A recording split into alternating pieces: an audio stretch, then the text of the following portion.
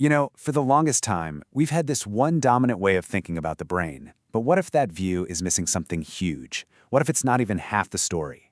Today, we're going to dive into a pretty revolutionary new theory of the mind that challenges, well, just about everything we thought we knew about how our brains create reality.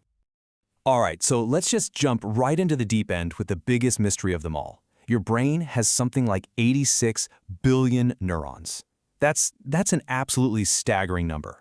Each one is like a tiny light, flickering on and off, creating this immense, complex city of activity.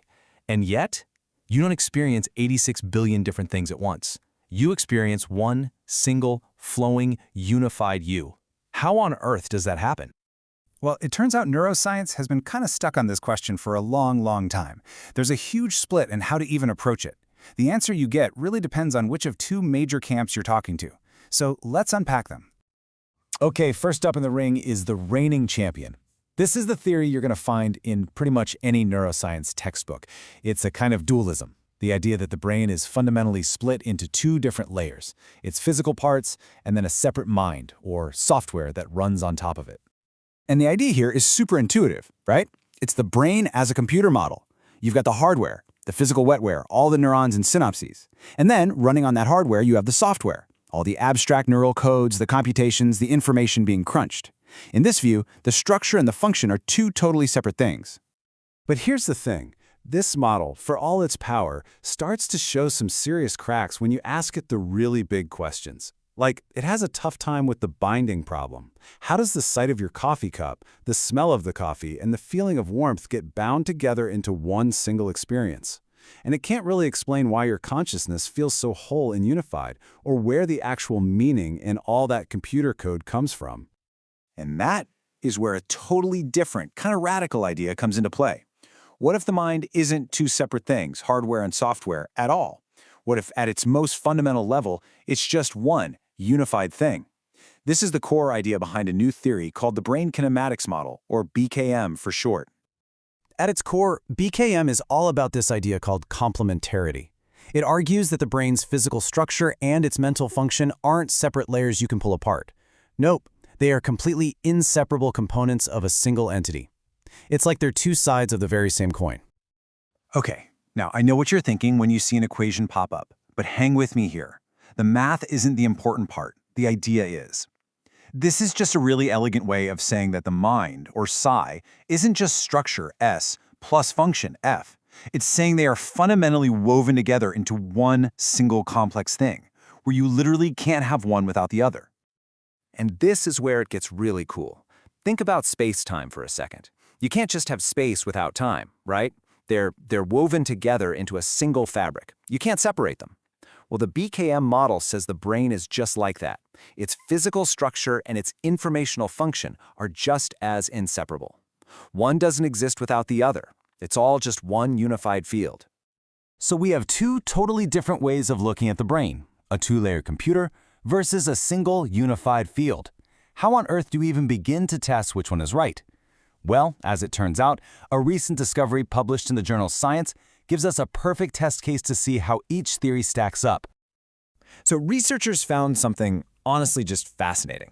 They discovered what they're calling orchestrating neurons. These are single, individual neurons that, for whatever reason, have this massive, outsized influence on what the entire brain network is doing. They're like the conductor of a giant symphony. And right away, this creates a huge question, a real point of conflict between our two theories. How do we explain these incredibly powerful cells? Are they special commander neurons that are basically calling the shots and telling the rest of the brain what to do? Or is there something else going on entirely?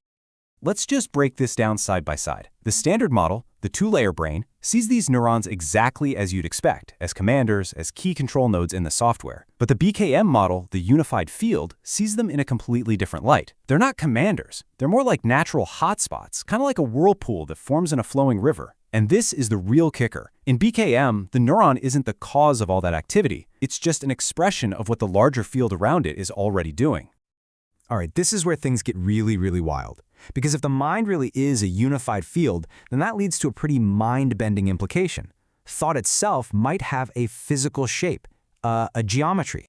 Now, modern neuroscience actually has a concept that's pretty close to this. It's called the neural manifold. The easiest way to think about it is as a geometric map of all your possible brain states. Every thought you have, every feeling, every decision you make, it all traces a continuous, flowing path across this incredible landscape. So, where does BKM fit into this picture? Well, if the neural manifold is the map, the geometric shape of our thoughts, then the BKM field is the engine. It's the underlying physical force that's actually creating that shape and driving the movement across the map.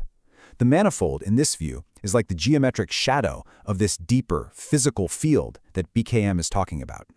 So you can see how this all connects in a beautiful, seamless way.